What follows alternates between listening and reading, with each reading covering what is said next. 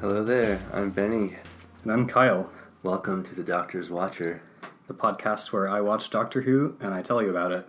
Hi, Benny. Hi, Kyle. How are you doing today? I'm doing so good, Kyle. So excited. Awesome. I'm pretty excited myself. We've been kind of talking about doing this for a little while, and I think we're actually ready to do a podcast and talk about Doctor Who. Kyle, I want you to talk about Doctor Who and tell me all about it. Awesome. Well, first let's talk a little bit about the premise of the podcast, which, as I said, is where I watch Doctor Who and I tell you about it. That's the idea, and we're starting from the very start, the first episode, which aired on the 23rd of November in 1963. If you want to hear us talk about modern Doctor Who, then listen to the podcast, and years from now, maybe we'll eventually get to it. But we got a lot of episodes to get through before then. So let's set the scene a little bit. Imagine that you are an English person, and it is November 1963, and you are coming home from your job where you got paid in, the perfectly reasonable system of 12 pence in a shilling and 20 shillings in a pound. Makes perfect sense. It makes perfect sense to me, because I'm English. You've never heard of a TARDIS before. As far as you know, police boxes are meant for calling the police. So they actually had police boxes. Right, yeah, police boxes were a real thing. They, as far as I understand, they were used throughout the 20th century, from the 1920s on, basically. They would be located, I guess, just in various places in the city, maybe in tube stations or, on busy street corners and whatnot. And they typically contained telephones that were linked directly to the local police station. So, you could get police assistance much quicker and easier than otherwise. Police boxes generally were blue, as we will eventually see once Doctor Who is in color. Yes, police boxes were gray, because everything was gray in the 60s. Indeed. Color was not invented until much later. So on this fateful day, November 23rd, 1963, you come home from your job and you turn on the television and start watching Doctor Who. And what do you see? Well, I will tell you in just a moment.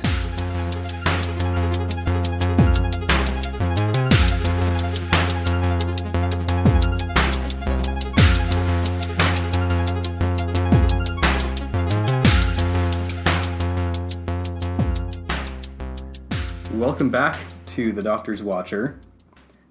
We're going to hear about the first episode of Doctor Who now. This episode is called An Unearthly Child.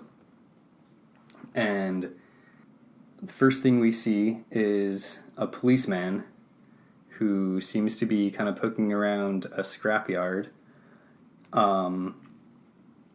We see the camera pans over a bunch of junk, just, old equipment and the usual stuff that you would see in a scrapyard, and the camera ends its pan on a police box, as we've just discussed. The camera zooms in on there's a sign on the police box that I don't have in front of me at the moment, but it basically just says you can use the police box to call the police. We see this sign as the title of the episode, An Unearthly Child, appears on the screen. So we cut from the junkyard to the interior of Coal Hill School, where we are introduced to two teachers at the school, Ian Chesterton and Barbara Wright. I love that Ian Chesterton to my ears sounds like the perfect English name. Like, yes, hello. I hope nobody in England ever listens to our podcast. Like, yes, hello. I'm Ian Chesterton. Chesterton's my name. I would like a tea, please, with a scone. It really is, yeah. Like, have you ever heard of a Chesterton in America? I just assume that like they are like held in by a force of Englishness, like a force field around England, that if your name is Chesterton, you like are inextricably drawn in toward the center, and like, I don't know. Cut this bit, this joke's terrible.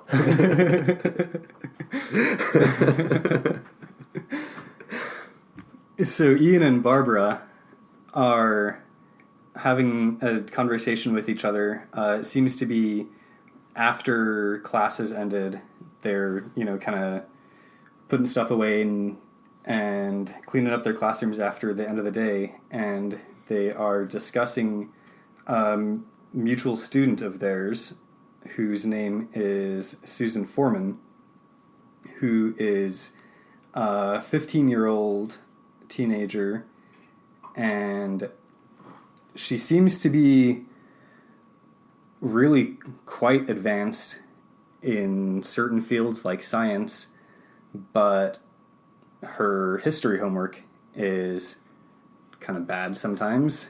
You think that somebody with a time machine would be a little better at history? I don't know. It's just yeah. I'm going to go out on a limb and say that she's somehow related to like the time machine.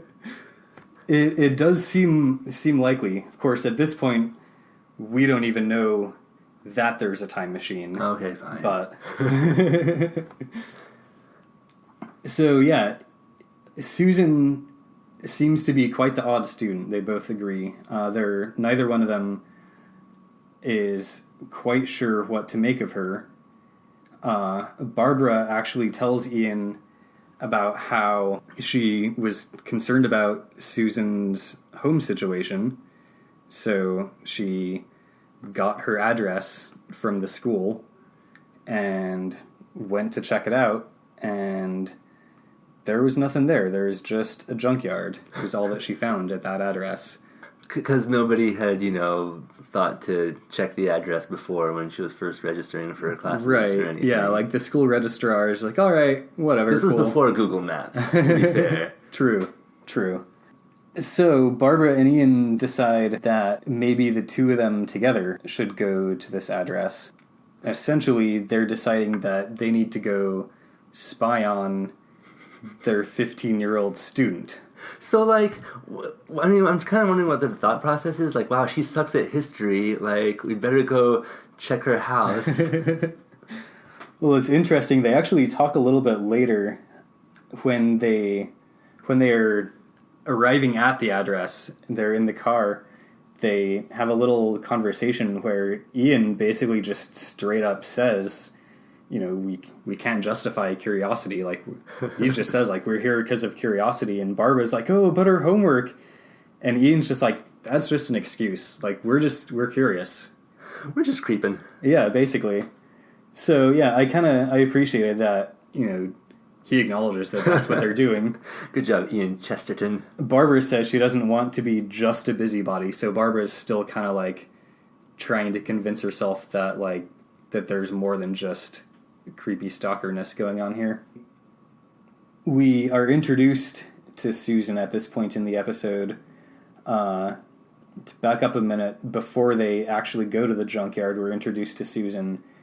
It's a kind of an odd introduction. The first thing we see of her is we see, this teenage girl who is holding a radio up to her ear and like listening to the rock and roll music, and she's doing this really kind of weird, strange, like, alien hand motions that I guess are supposed to be, like, kind of dancing to the music, but it's just, like weird, swoopy hand motions. If this podcast was visual instead of audio, you could see what I'm doing. You guys are missing out.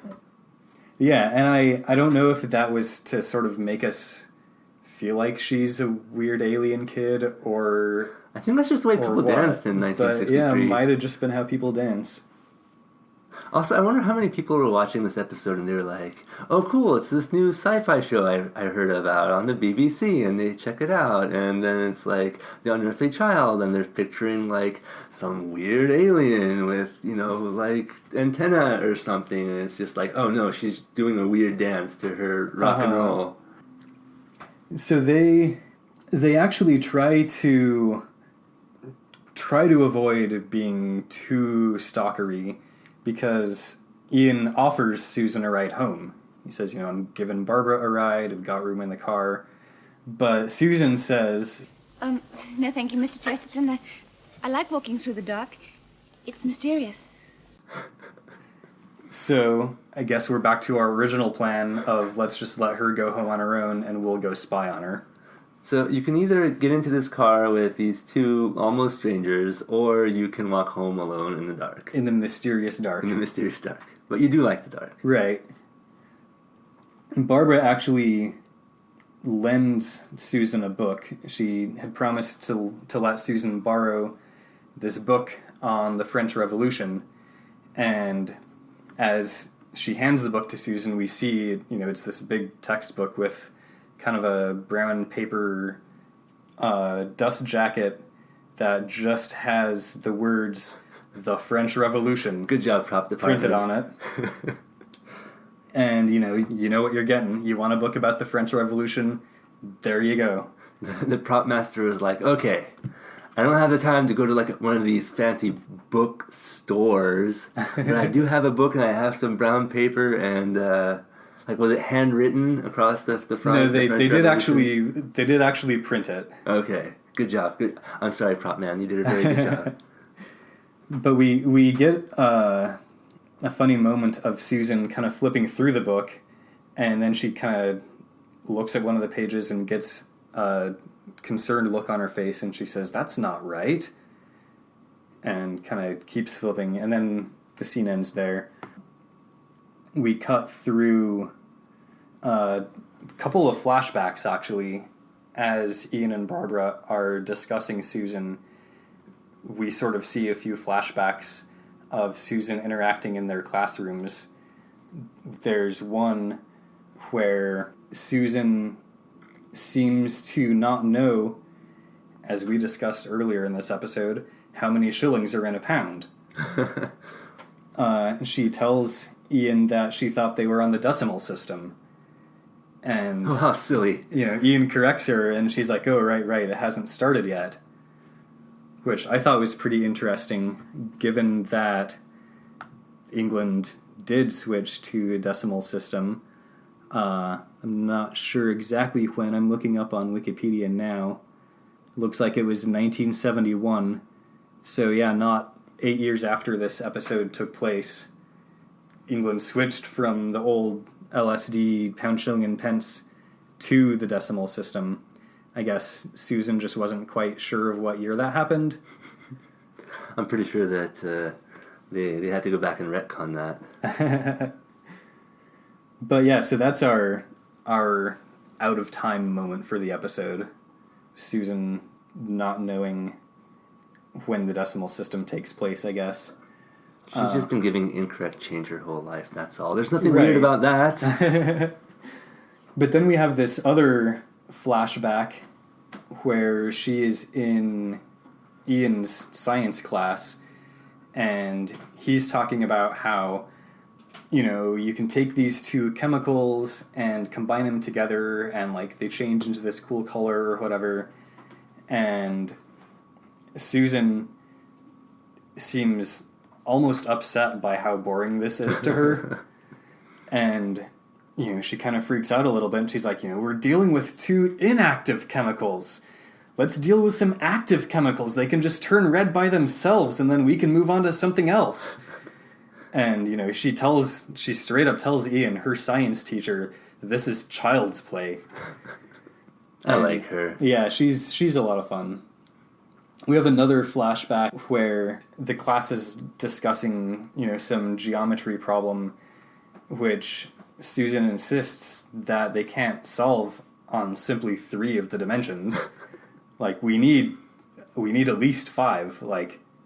There's 5 dimensions that we're dealing with here. And Ian is kind of trying to, like, play along with her, I guess, and so he asks, like, 5, why do you need 5? And, I guess 4th is time, right? And she agrees, and then he asks, like, what's the 5th? And she says, space.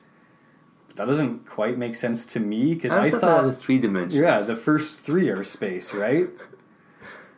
It just shows how little we understand right. of this true science. Right, clearly, like, our understanding of dimensionality is limited. I do appreciate how she's basically, like, telling her science and math teacher that he sucks, though. Yeah, I appreciated that.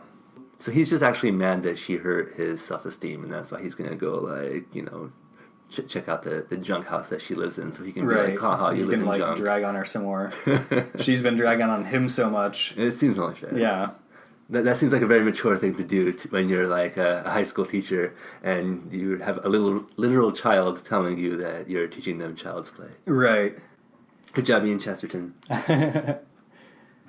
So, at this point in the episode, we're through the flashbacks, and Ian and Barbara have arrived at the junkyard, and before they get out of the car to go in and check it out, they kind of, talk a little bit about things, and Barbara says something about how she kind of hopes or wonders that maybe Susan's just meeting a boy here.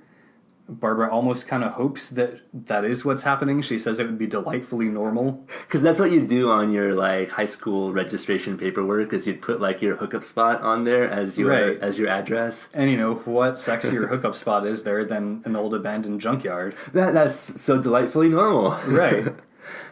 I mean, Barbara, she was adventurous in her youth. But not that I'm, that's fine for her. Good for her in 1960s. Or any time. It's totally up to you what you want to do in the junkyard. Barbara, at this point, as we're just about to leave the car and enter the junkyard, Barbara gives us what is maybe a masterclass in foreshadowing. She says, I feel frightened, as if we were about to interfere in something that is best left alone. Ian, of course, gives no shits. He just says, I take things as they come. Ian's ready for this. He lives life on the edge. And what do they find in the junkyard? I will tell you in just a moment. Hey everyone, this is Kyle. Here on the Doctor's Watcher, we don't have any sponsors, at least not yet, and we haven't even set up a Patreon or anything. But we appreciate you listening. Maybe we'll get around to setting up a Patreon or whatever later, or maybe we'll try to sell you some mattresses or meal prep kits or whatnot. But in the meantime, Benny and I both have Venmos. If you really want to send us some money, let's start with you sending an email to thedoctorswatcher@gmail.com and we'll work something out. Thanks for listening. So was it Ian's idea or Barbara's to go, like, spy on their unearthly child? I think it was Barbara's. She was the one who first went to check the address out, and then, kind of tells Ian about it. So, yeah, I think it was her idea, but it might have kind of been the two of them together on the return trip. Maybe, like Barbara just wanted somebody to tell her that she wasn't, like, overreacting, and it's perfectly normal to go spy on your students if they're bad at history. Right. Ian's like, Barbara, remember that time that, like, one of your students claimed to have had their dog eat their homework, and so you dressed up as a dog and you lived in their yard for a week to prove that it wasn't actually true? Don't you think you slightly overreact to these things and come up with wild and zany plans to go along with them? She thinks for a moment and says, no, I think it's perfectly natural. Delightfully normal. Delightfully normal. So they actually enter the junkyard and kind of poke around a little bit, and of course they find this police box. And a junkyard is typically not a very common place for a police box. Maybe it's just a broken police box. Yeah, it could be. And what do you do with a police box when it stops working? You take it to the junkyard. Yeah. Ian reaches out and touches it. He places his hand on it, and what he realizes, or what he says, is... Feel it. Feel it, you feel it? It's a faint vibration. It's alive. It's alive, because he feels a faint vibration coming from it. And about this time, we hear the sound of an old man coughing, and then we see this old man approach them in the junkyard, and he asks what they're doing there, and they tell him that they're here looking for a student of theirs, Susan Foreman, and he basically tells them that they should leave.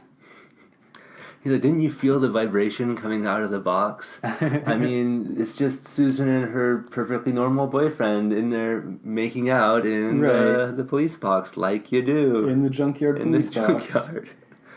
So they obviously are not too keen on just leaving. They're, they were curious about Susan, but now they're actually starting to get a little concerned because, there's this old man here who is strongly encouraging them to leave and to mind their own business and to not poke around. And they are starting to think that maybe he's actually abducted Susan and, is holding her hostage somewhere. Not only did he abduct her, but he hasn't even taught her history. Right, so clearly there's something going on. They threaten to go get the cops. I mean, the police box is right there. Right, like you could just step inside and make a call. At this point, it's just kind of a threat. They're not really actually doing anything yet. They're actually trying to get him to help them look for Susan, nominally. But, he's not interested in that. He just wants them to leave. They ask, why won't you help us? And he says, I'm not hindering you. If you both want to make fools of yourselves, I suggest you do what you said you'd do. Go and find a policeman.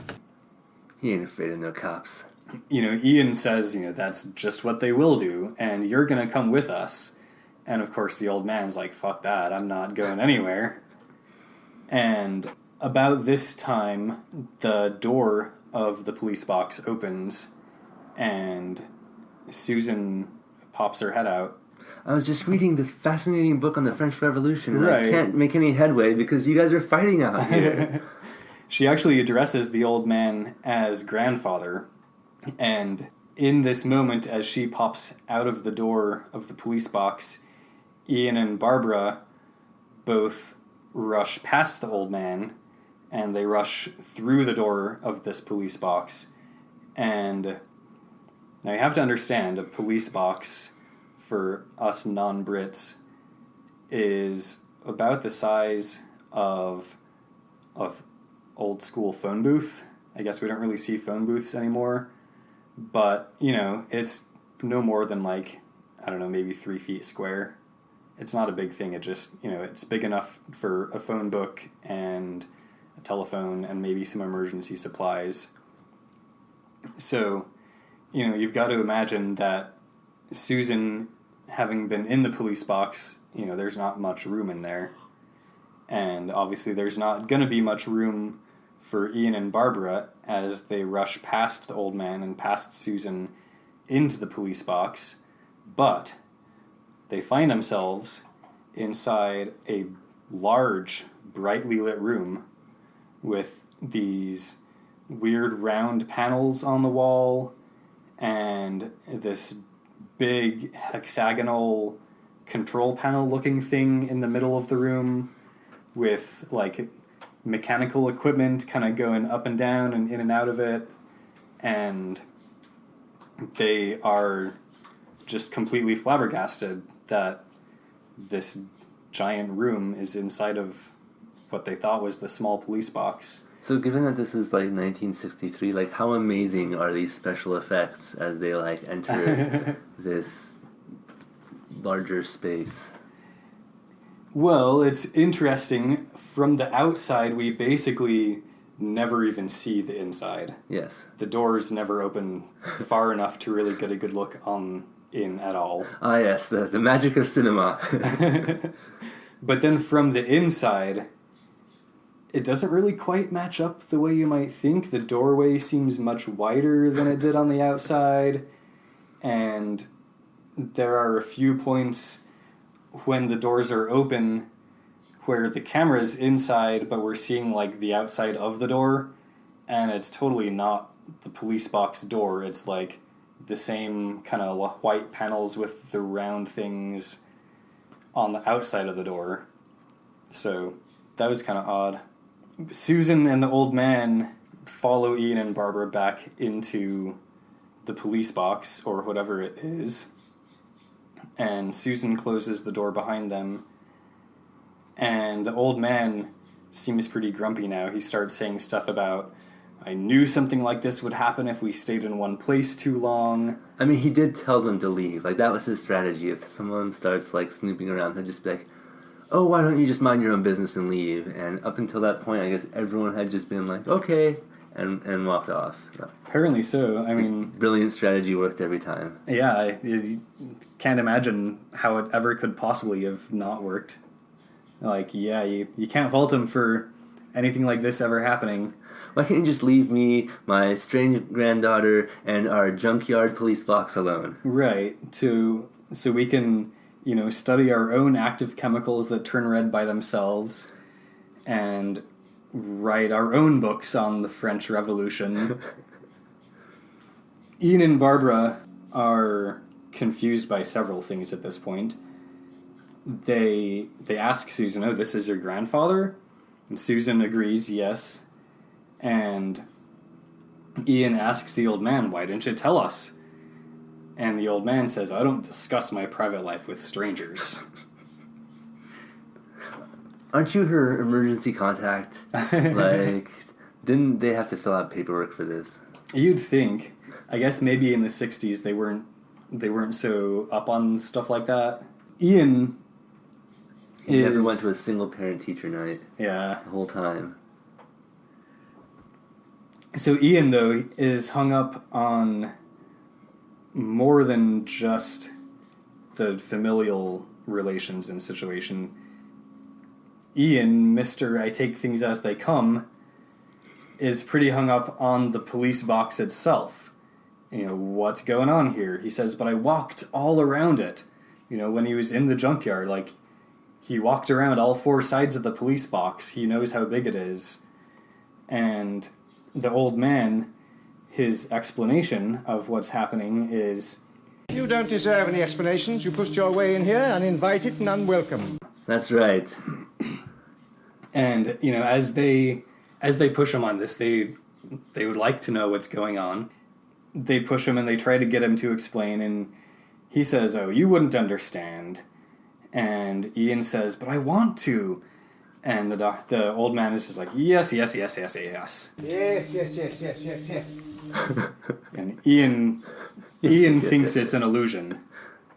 Even though he says he takes things as they come, he apparently doesn't believe his own eyes and thinks that, there's some trickery or some illusion going on here. And the old man just says, oh, you don't understand, so you find excuses. I can see on your face, it's quite clear you don't understand. Ha ha ha, I knew you wouldn't. Never mind. Those are direct quotes, by the way. It's so good. This segment is the doctor is a jerk moment for the episode. Oh, you poor earthlings. You don't understand. Ha ha ha ha. Couldn't even begin to understand.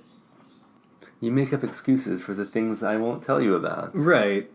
Susan kind of tries to explain a bit more than the old man does. She seems pretty flustered in her explanations, and she's kind of always on the verge of freaking out. And she explains to them that she made up the name of this thing, the TARDIS, which is time and relative dimension in space. And she says, I thought you would have understood when you saw the different dimensions on the inside than on the outside. And the old man, he gives us our bad 60s moment of the episode. And he says to Susan, he says, Don't get exasperated, Susan. Remember the Red Indian. When he saw the first steam train, his savage mind thought it an illusion too. Cool. Yep. Cool. Good job. And Ian and Barbara are pretty upset by the whole conversation. They, they start yelling at the old man for treating us like children. And the old man says, Children of my civilization would be insulted. He explains that he and Susan are exiles that have been cut off from their home planet. They are without friends or protection, but one day they will get back. One day. Susan wants to let Ian and Barbara go. She's like, they won't tell anyone about us, and even if they did, who's gonna believe them anyway? But the old man's like, no. Right. They know too much. That is exactly what he thinks. Barbara thinks this whole thing is a game. We will keep them as pets. Right.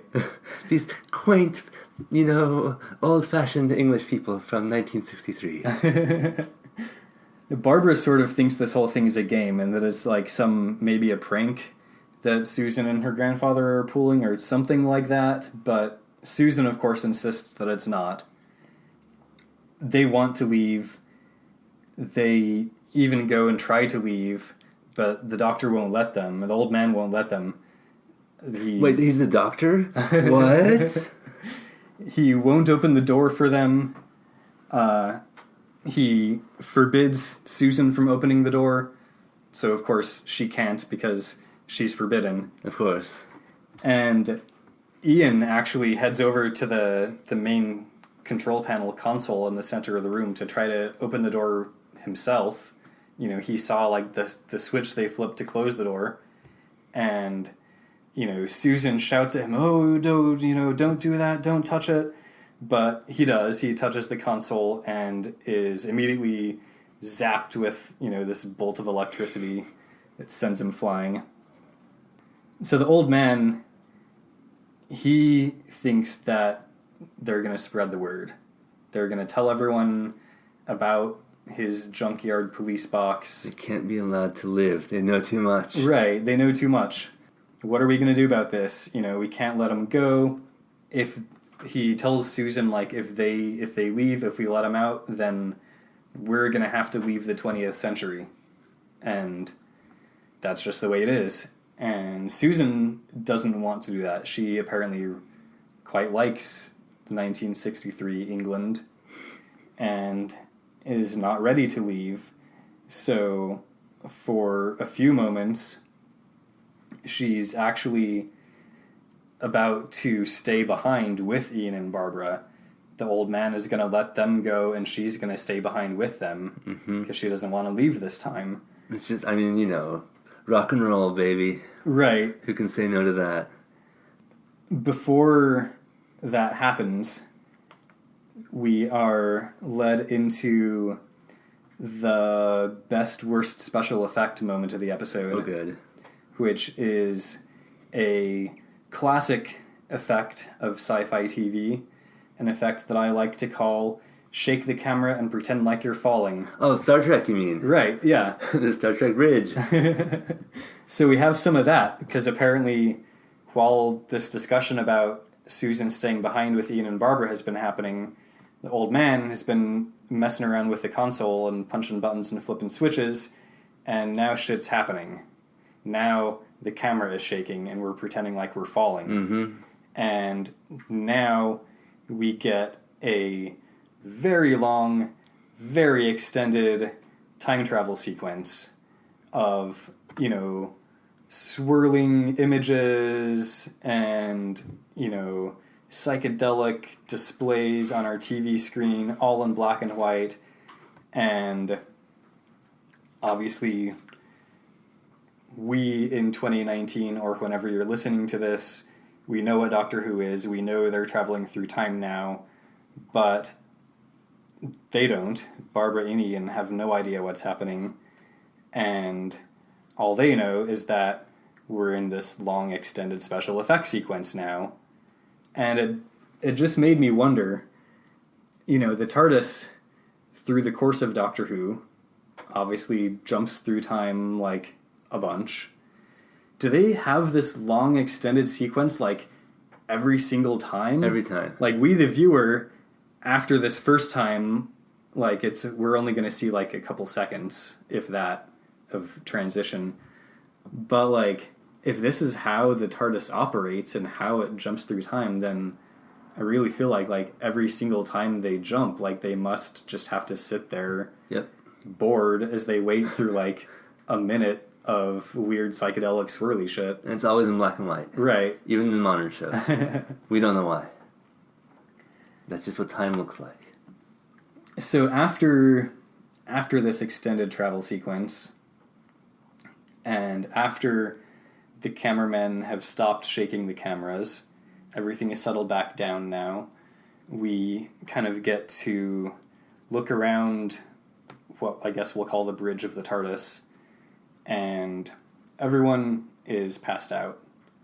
Or Ian and Barbara are passed out, at least. I'm not sure, actually, if we even see Susan and the old man at this point. I think they just got bored.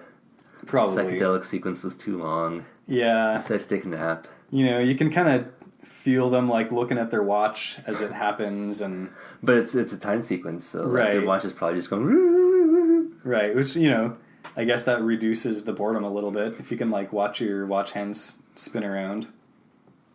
But then we cut from the interior of the TARDIS to the exterior of the TARDIS, and what we see is maybe my favorite shot of the episode, just because of how silly it is. You know, it's a nice exterior shot of like this kind of sandy, hilly area, and there's the TARDIS sitting there on one of the hills. But it is very clearly a model. It's, you know... It's 5 inches tall. Probably 5 inches tall. And, you know, I'm sure they were kind of hoping that we'd have, like, perspective and depth, but it's just not there. And even if it was, it's ruined a moment later when a shadow enters the scene. The shadow of a person enters the scene. And that just completely wrecks any even hint of perspective we may have had. And as we see this shadow, we then see on the screen, next episode, The Cave of Skulls. Whoa.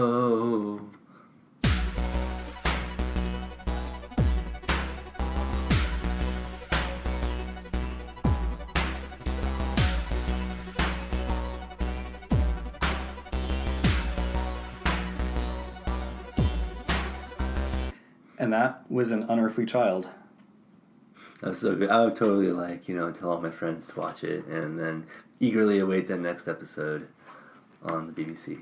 I would recommend, if you have, any curiosity or any interest at all, you should watch this episode. Like, this is the first episode. This is what sets it all in motion for, 56 years now that Doctor Who has existed. A lot of people... came in 2005 with, I don't know, it's not quite a reboot, but they came in with a new series in 2005. Yeah. I'm sure people have come in with each new Doctor since then. But, that's fine, that's great.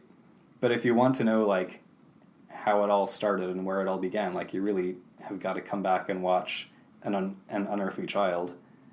It's a very different show than what we see now. Yeah, because, so Susan says that she made up the name TARDIS. Right. But, in later seasons and stuff, aren't there, other TARDISes, and that's just a thing that people have? I'm pretty sure, yeah. I know there are other of the same device, and I'm pretty sure they call them TARDISes as well. I guess we'll eventually find out, but yeah, I think there are. So people just, forget what came before, and no one's really paying much attention to the canon. Yeah, and I think Doctor Who in general is really just a show that plays fast and loose with canon. At some point in the first season, we're going to be talking about Daleks. Mm-hmm. And I'm pretty sure the Daleks, as a species, have, 20 different origin stories over the course of Doctor Who. And, they have different abilities, and, the Daleks in 1963 are quite different than, the Daleks that Jodie Whittaker faced in the New Year's episode that our podcast will cover years and years from now. Maybe eventually. So, yeah, it was interesting. I've seen An Unearthly Child a number of times now. Pretty sure I've shown it to you before. Yeah, I don't really remember it well, to be honest. But also, not a lot happens in this episode. It's really true. It's, it's basically just character introductions. Yeah. And, setting up the premise of the entire show. Yeah. Here's a couple school teachers. Here's their weird student. Uh-huh. Here's her weird grandfather. Uh-huh. They travel in time. Yeah, I feel like you could cover that in 10 minutes. Easily. And then, I don't know how much padding the episode had, or how much of it was just let's drive from school to the junkyard, and they're just in the car for 10 minutes. Yep, on our way to the junkyard. Yeah. Or talking about how much they hope that she's just making out with some boy like a normal teenager. Right. Yeah, the pacing of the show is pretty different from, just shows from the 60s in general. Yeah, I guess so. They were paced very differently than what we're used to now. And of course, I guess the other difference is that, as we will learn as we go through this project, the old episodes were very much serialized. They would take one story and tell it over the course of several episodes. Mm-hmm. So even though the episodes themselves were, 20, 25 minutes, a story might be several hours, just over the course of a bunch of episodes. Whereas I feel like in the modern Doctor Who, they will occasionally do maybe a 2 or 3 episode arc. Yeah. But that's really it.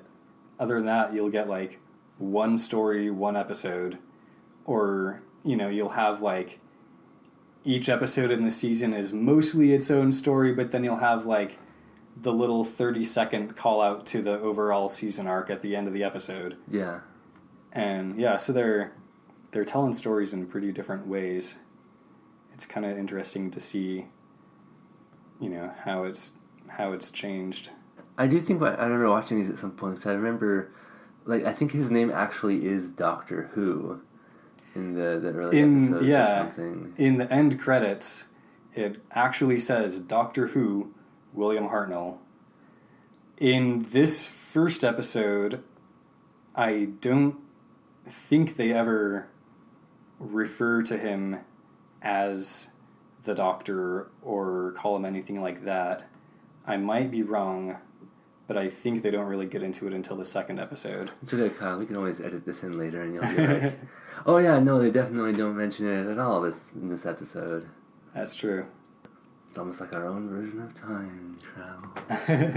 But no, yeah, I feel like the thing that always kind of blew my mind about these early episodes with the first Doctor is that there had to have been some BBC board meeting or writers meeting when they were all and who shall be our protagonist for this new sci-fi show that we're going to make?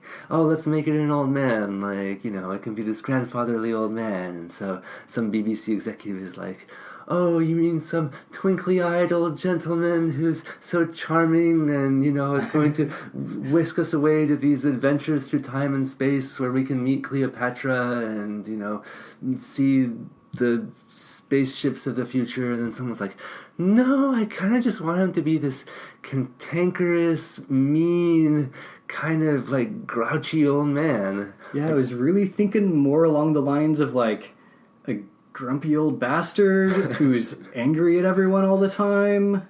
That's what kids these days really want to see. Right. Yeah, he's... That's what's going to sell merch. Everyone's going to want their Doctor Who, lunch pail with this, grumpy old man on it.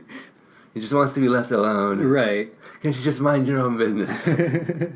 You're so primitive. Ha! I knew you'd never understand the thing I didn't tell you, and I refused to explain to you. If only you weren't so primitive, then I wouldn't even have to explain it to you. But because you are, I'm not even gonna bother. So, yeah, quite the hero. Yes, what a jerk. Well, I think that was the first episode of Good. The Doctor's Watcher. Good. Let's stick around and see what's coming up next. Let's find out what that shadow was. Indeed, we will find out next time on The Cave of Skulls. Hey, Kyle here. I want to say thanks to Circuit 23 for the awesome theme song he wrote for us.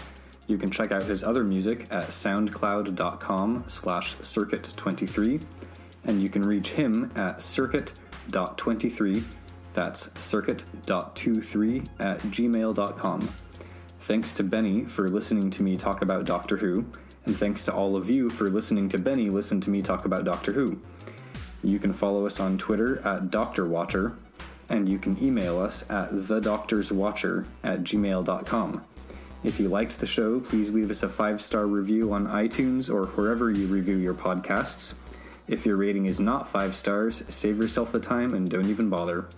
Join us again in 2 weeks on The Doctor's Watcher.